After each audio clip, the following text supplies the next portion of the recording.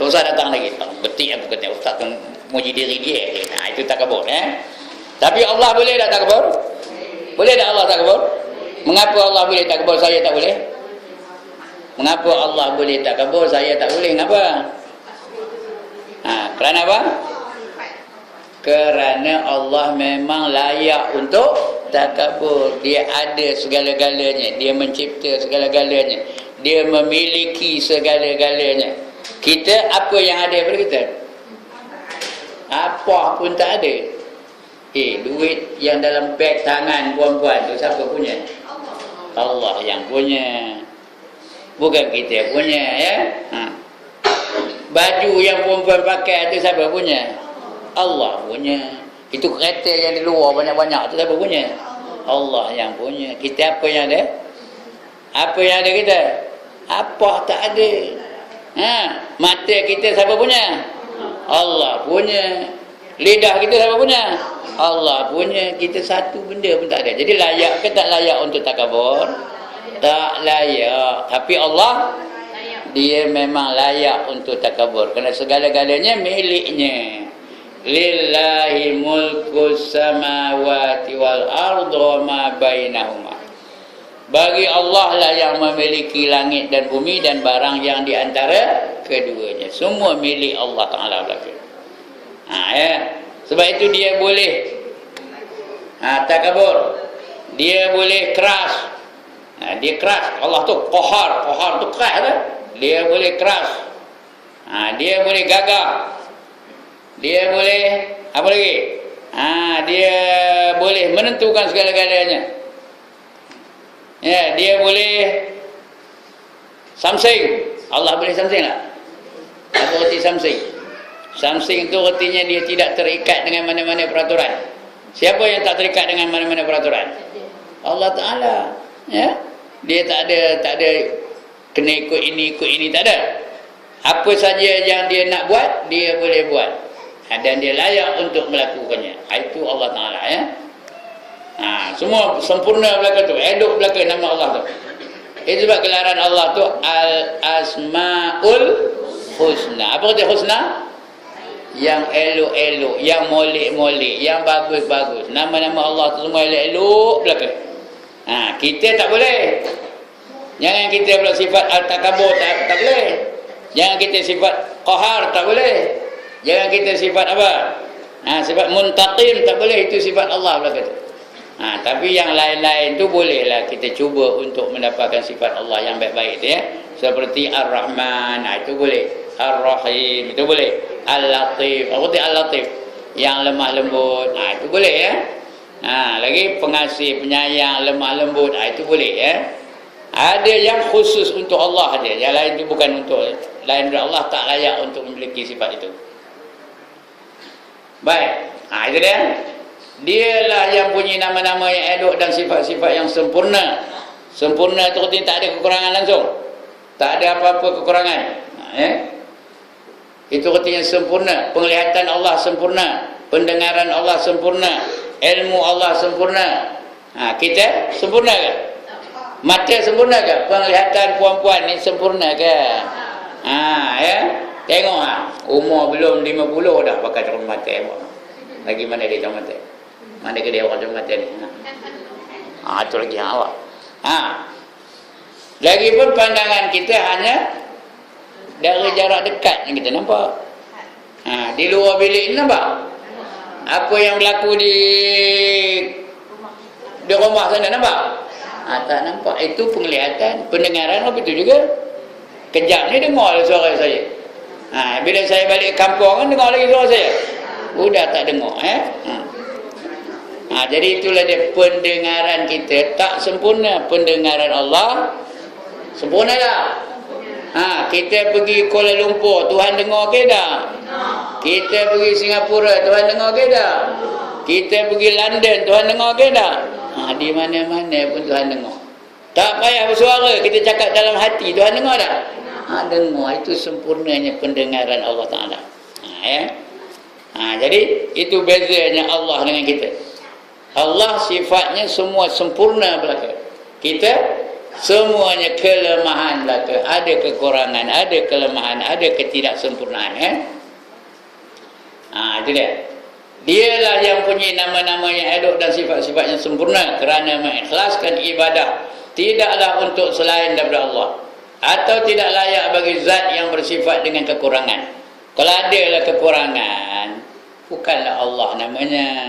Kerana Allah itu tak ada apa-apa kekurangannya. Semua sempurna belaka. Perfect saja. Tahu perfect? Bukan prefect, perfect. Sempurna. Tak ada langsung apa-apa kelemahan, kekurangan. Itu yang kita lepas mayang sebut Subhanallah, Subhanallah, Subhanallah. Apa artinya? Maha suci Allah. Apa arti suci? Suci apa artinya? Bersih, itu aja. Artinya apa suci itu?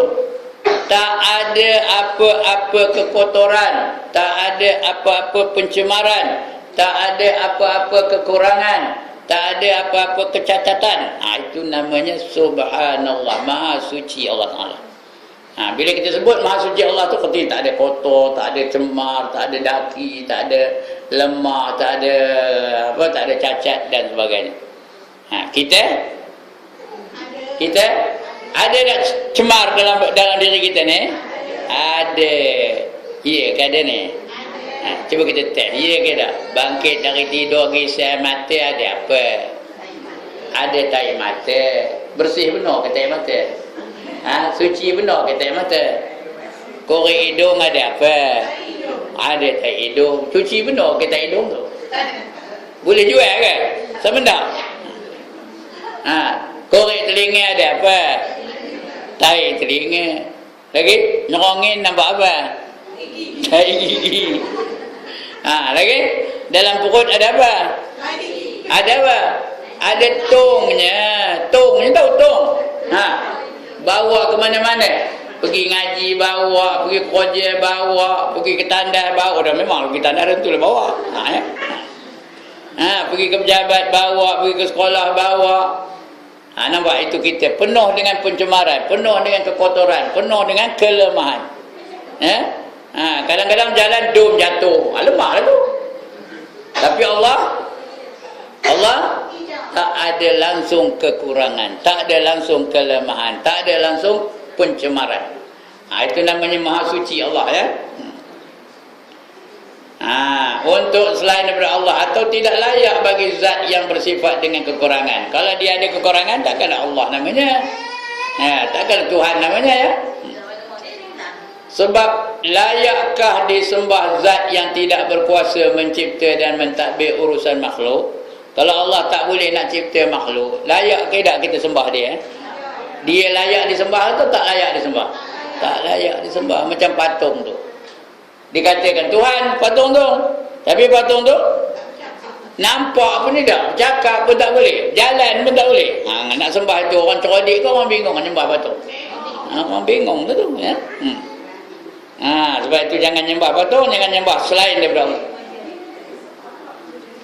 Dan layakkah diibadatkan zat yang bersifat dengan sifat-sifat kekurangan?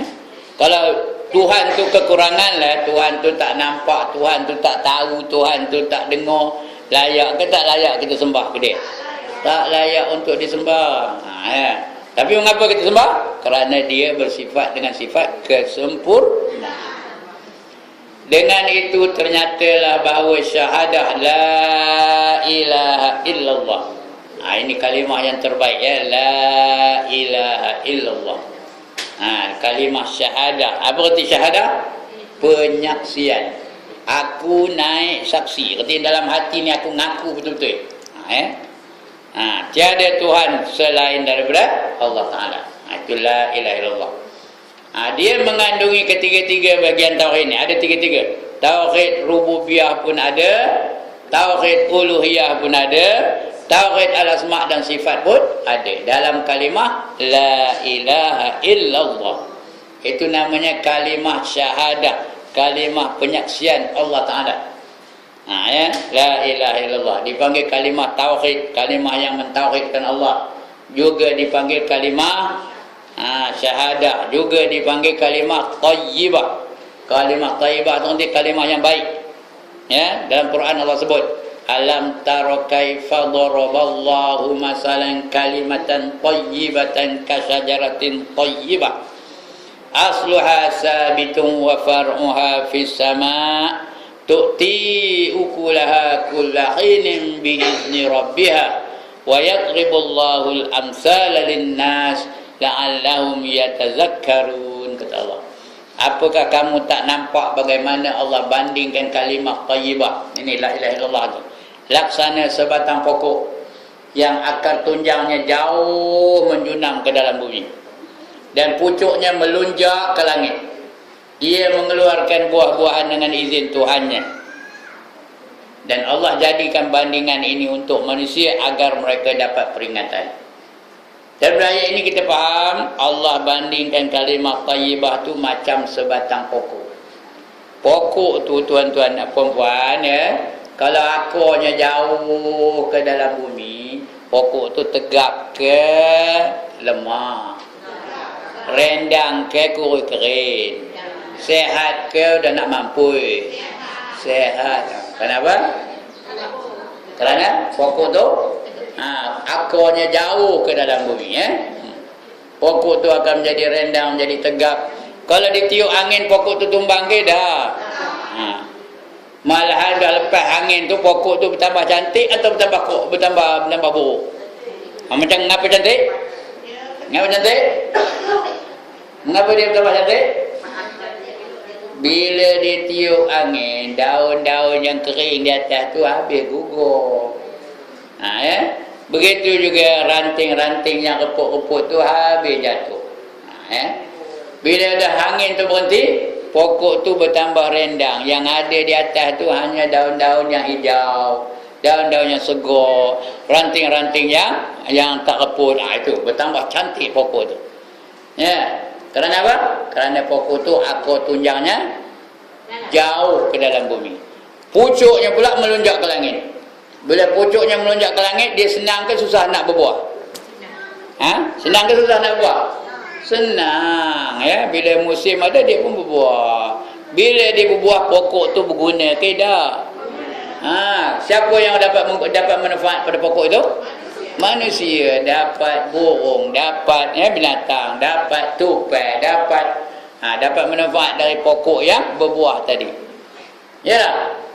Begitulah juga manusia, puan-puan, ya. Kalau manusia tu imannya jauh di hati, manusia tu kuat ke lemah. Imannya jauh di hati, dari dalam hati dia imannya. Ya. Senang ke tak senang iman tu gugur? Senang ke susah? Susah. Macam Bilal bin Rabah tu, ya.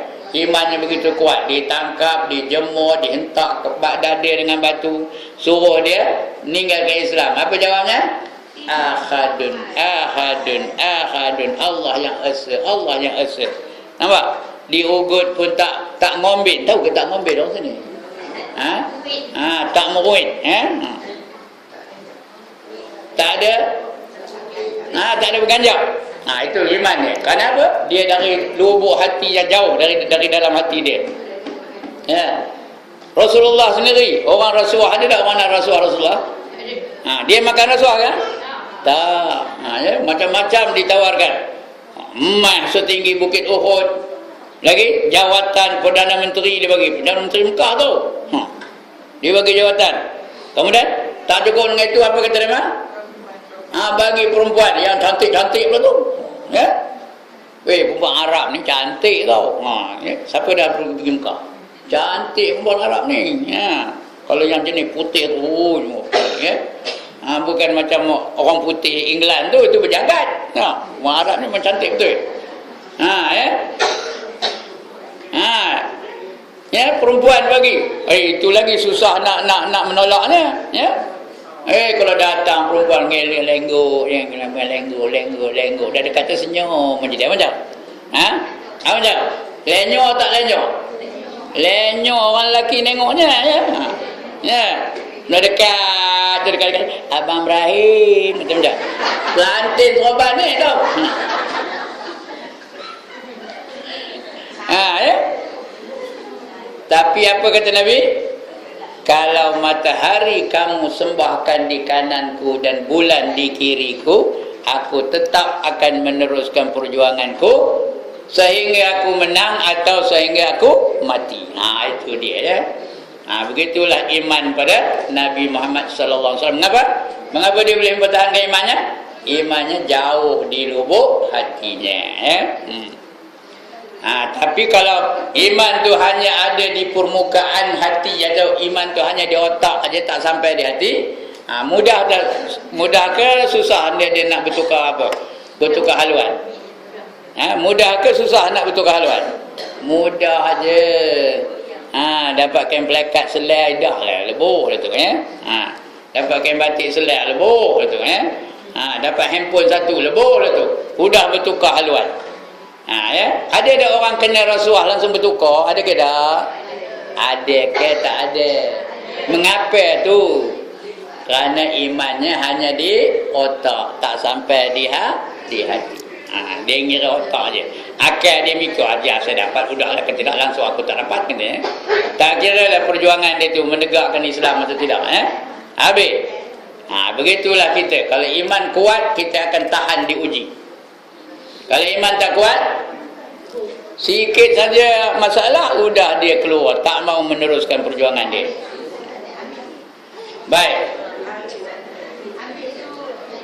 Justru itu tauhid uluhiyah ini adalah awal-awal dasar agama dan penghabisannya. Dia juga yang awal, dia juga yang penyudah. Ya. Itu sebab orang nak mati itu kalau akhir kalamnya menyebut la ilaha illallah, apa jadi pada orang tu? Man kana akhiru kalamihi la ilaha illallah, apa janji Rasul? Dakhalal jannah. Ya, barang siapa akhir kalamnya menyebut la ilaha illallah, dia dijamin masuk syurga. Ya. Ini senang ya. Esok dah nak mati, esok aku bila dah mati esok sebut la ilaha illallah, jamin syurga. Walaupun tak semayang, walaupun tak nutup aurat, walaupun kerjanya ngumpat aja. Ya. Dapat ke? Dapat ke tak? Kenapa tak dapat? Kenapa tak dapat? Rasulullah janji. Man kana akhiru kalamihi la ilaha illallah dakhalal jannah. Siapa akhir kalamnya la ilaha illallah, dia dijamin masuk syurga. Itu dah tahu ni, tahu tak tahu? Tahu ke tak tahu sekarang ni? Tahu. Jadi esok aku nak mati, esok senanglah sebut nak la ilaha nak mati, la ilaha illallah. Anda boleh masuk syurga. Boleh ke? Bukan itu. Kalau kita tak biasa sekarang ni menyebut la ilaha illallah, esok nak mati esok tak lalu. Ya. Jenuh lah dia ajar dia orang la ilaha illallah, dia ngelin aja. Ya. Ngelin aja, aku tak siar katanya la ilaha illallah. Kenapa? Dia ikut ibadah kita semasa kita segar ni. Kalau dalam dunia ni rajin menyebut la ilaha illallah, esok senang aja lidah kita menyebut la ilaha illallah. Kalau tidak, siap dah ya. Berjoget lah dia. La ilaha illallah, dia ajar orang dia pun dari Malaka ke negeri Pahang katanya. Ya, dia ajar orang la ilaha illallah, that's the way I like it. Katanya. Ya. Tak boleh nak menyebut la ilaha illallah. Sebab itu sekarang ni, now at this time, jangan lupa menyebut kalimah la ilaha illallah. Biasakan diri itu. Kerana dekat nak mati esok, kita mengikut apa dia yang biasa kita buat semasa muda. Ya? Kerana kita ni ada 5 fasa kehidupan kita. Yang pertama zaman kanak-kanak macam ni lah, apa tak tahu. Zaman kanak-kanak. Ya, dia kata main aja ya lah. Semua bagi dia tu adalah permainan. Yang kedua zaman remaja. Zaman remaja tu seronok aja. Ya. Yang ketiga zaman dewasa. Zaman dewasa, sudah dewasa, sudah matang. Yang keempat zaman tua. Zaman tua. Yang kelima zaman nyanyuk. Dia zaman nyanyuk tu lah yang dah apa? Yang dah dia mengikut perangai dia yang masa-masa dulu-dulu. Ya. Itu sekarang ni orang yang tua-tua ni. Mana yang tua-tua ni? Kegemaran dia apa? Kegemaran orang tua-tua termasuk ni. Ini lah yang tua-tua. Kegemaran apa? Dia suka makan ais krim. Iya ke dah. Saya tanya opah-opah yang dah tua-tua tu, seronok dah makan ais krim? Kenapa? Kenapa seronok? Sebab dia berbudak dulu suka makan ais krim. Lagi dia suka apa? Main congkak. Suka main congkak. Pasal budak-budak tu dia suka main congkak, dia ikut perangai dia semasa budak-budak tu. Jadi orang yang dah tua dah nyanyuk, dia kembali kepada zaman kanak-kanak. Dia suka ngisap coklat, makan ais krim. Pasal apa? Dia kembali kepada zaman kanak-kanak. Nanti dah tua sikit lagi esok. Ini belum lagi ni. Nanti tua sikit lagi esok. Dia kembali kepada kanak-kanak. Jadi sebab itu kita sekarang ni nak latih, masa kita ni tengah layak, tengah lalu ni, tengah kuat ni, latih diri kita supaya menyebut kalimah la ilaha illallah.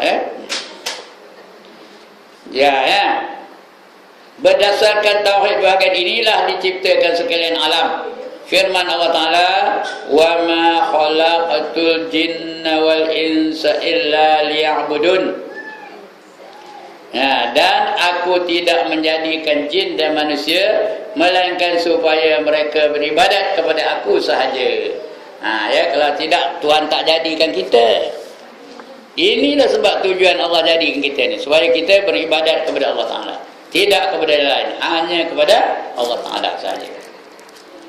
Syekhul Islam Ibn Taymiyah rahimahullah ta'ala berkata, tauhid inilah yang membezakan antara para muwahhidin. Muwahhidin itu orang yang mentauhidkan Allah, golongan yang mengesahkan Allah, dengan para musyrikin. Musyrikin apa?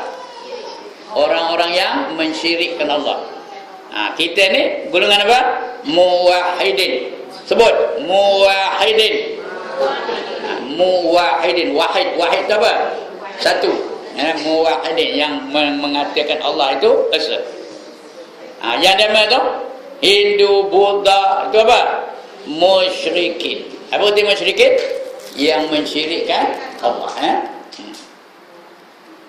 Dengan musyrikin, golongan yang mensyirikkan Allah. Dan di atas asas inilah diberi balasan pahala di dunia dan juga di akhirat. Di dunia ni dicatat pahalanya, di akhirat diberikan kepada orang yang menerima pahala itu. Siapa yang tidak berpegang dengan tauhid ini sudah tentu termasuk dalam golongan musyrikin. Siapa tidak mengesahkan Allah, artinya dia mengatakan ada lain daripada Allah itu, ada Tuhan yang lain seperti Allah Ta'ala. Itu orang syirik tu. Berdasarkan tauhid bagian ini jugalah diutuskan para rasul dan diturunkan kitab kepada mereka. Oleh itu para rasul dahulu tidaklah dituntut kepada kaum mereka, melainkan menjadikan tauhid sebagian ini asas dakwah mereka. Semua rasul-rasul dulu tauhidnya mentauhidkan Allah. Semua dia suruhannya tu supaya kita mentauhidkan Allah. Nabi Adam waktu itu, Nabi Nuh waktu itu, Nabi Idris waktu itu, Nabi Ayub waktu itu, Nabi Isa waktu itu, Nabi Yaqub, semua seruannya itu aja. Tauhid kamu akan Allah, an-ni'budullah, sembahlah kamu akan Allah, wajtanibut taghut. Jauhilah kamu daripada taghut. Jauhi daripada benda-benda yang menyesatkan.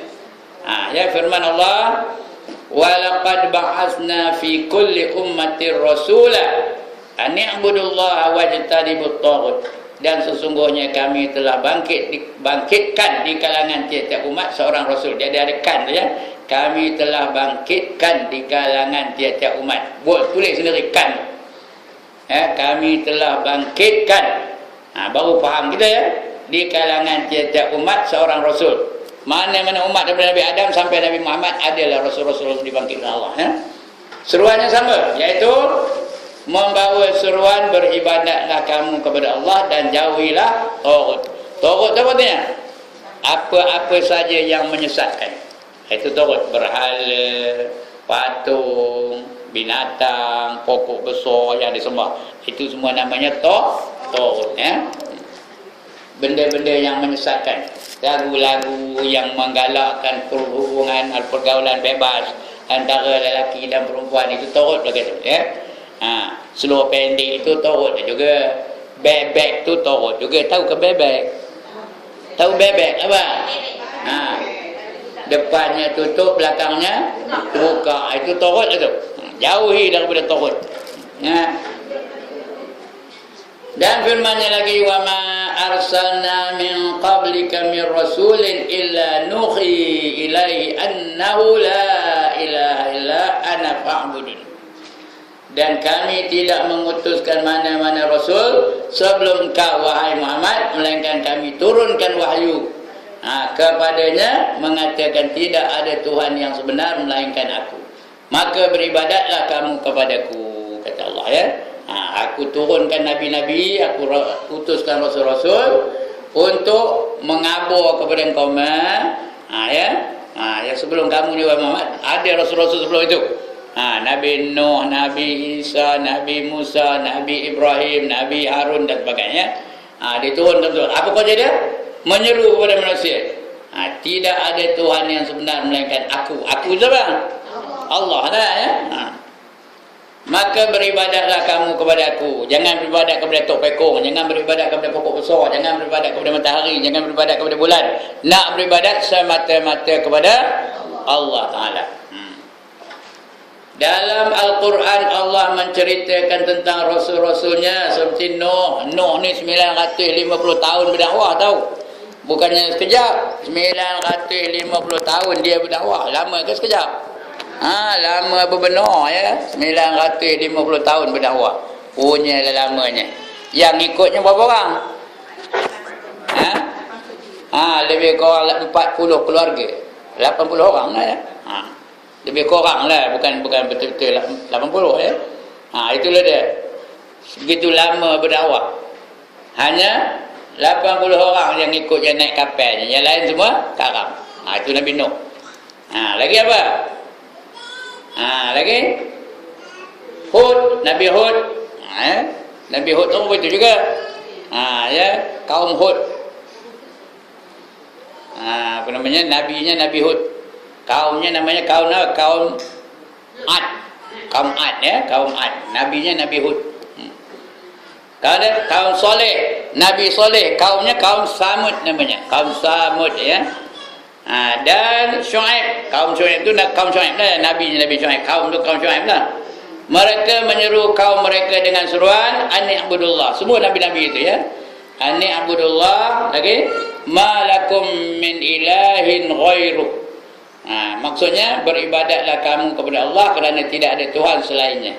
Selainnya, nya ada apa? Selain Allah ya. Tak ada Tuhan selainnya, selain Allah. Juga Allah menceritakan tentang Nabi Ibrahim. Nabi Ibrahim pun macam itu juga.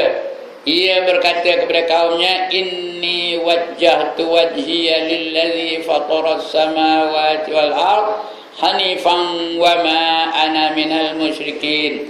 Sesungguhnya aku telah hadapkan mukaku kepada Allah, Tuhan yang menciptakan 7 petala langit dan bumi dengan lurus, dan aku ini tidaklah daripada golongan orang-orang yang musyrikin. Kita baca doa iftitah ni ni. Wajjahtu wajhiya lillazi fataras samawati wal ard hanifan musliman wa ma ana minal musyrikin. Ini daripada kisah Nabi Ibrahim ni ya. Apabila tauhid merupakan hakikat agama Islam, 2 kalimah syahadah pula merupakan rukun yang pertama bagi Islam. Rukun yang pertama bagi Islam ialah mengucap 2 kalimah syahadah. Sebab itu orang kafir nak masuk Islam mesti disuruh dia apa? Mengucap 2 kalimah syahadah dulu ya. Seperti mana sabda Rasulullah sallallahu alaihi wasallam, buniyal Islam ala khamsin. Syahadati an la ilaha illallah wa anna Muhammadar Rasulullah wa iqamis salah wa ita'iz zakah wa shaumi Ramadan wa hajjil bait. Muttafaqun alaih. Artinya sepakat antara Bukhari dan Muslim ya, muttafaqun alaih. Dibina Islam di atas 5 rukun, 5 dasar atau 5 perkara, iaitu bersaksi bahawa tiada Tuhan yang berhak disembah melainkan Allah dan Muhammad itu Rasulullah. Bukan nak nyembah Muhammad. Muhammad itu Rasulullah. Kita menerima Muhammad itu sebagai Rasul. Mendirikan solat. Solat tu apa? Semayang, ya. Tapi sebut solat itu khusus untuk Islam. Kalau semayang, orang kafir semayang tak? Semayang juga. Jadi elok sebut solat daripada sebut semayang, ya. Kalau semayang, orang Cina semayang, orang Buddha semayang, orang Hindu semayang, orang Kristian semayang, ya. Orang Kristian semayang tak? Dia ada semayang? Di gereja dia ada semayang? Usalli fardhu zuhri itu kan? Apa kan? Dia ada semayang? Dia nyanyi, tahu nyanyi? Apa lagunya? Nak dengar tak lagu dia nyanyi? Are you sleeping? Are you sleeping? Brother John, Brother John. Morning bell is ringing, morning bell is ringing. Ding dong dong, ding dong dong. Sedar ke tak sedar perempuan ini lagu Kristian ni? Sedar ke tak? Kejap baru dengar. Ini sebenarnya lagu Kristian ni tahu. Are you sleeping? Are you sleeping? Apa tu ya? Kamu tidur ke? Kamu tidur ke? Brother John, Brother John. Brother John tu apa? Padri John, bukan Abang John tahu. Padri John, Padri John. Morning bell is ringing. Apa tu morning bell is ringing? Loceng pagi berbunyi, loceng pagi berbunyi. Apa loceng pagi? Loceng apa yang pagi bunyi? Loceng gereja lah. Mana bunyinya? Ding dong dong, ding dong dong. Jadi mana yang jadi cikgu yang harus yang ngajar lagu itu? Cikgu-cikgu yang harus yang ngajar lagu itu, ya? Tidak pencil lah, ya. Ngajar cucu dengan lagu itu. Ya. Saya masa jadi cikgu tu saya ngajar lagu itu. Mun tak tahu. Rupanya lagu Kristian, ya.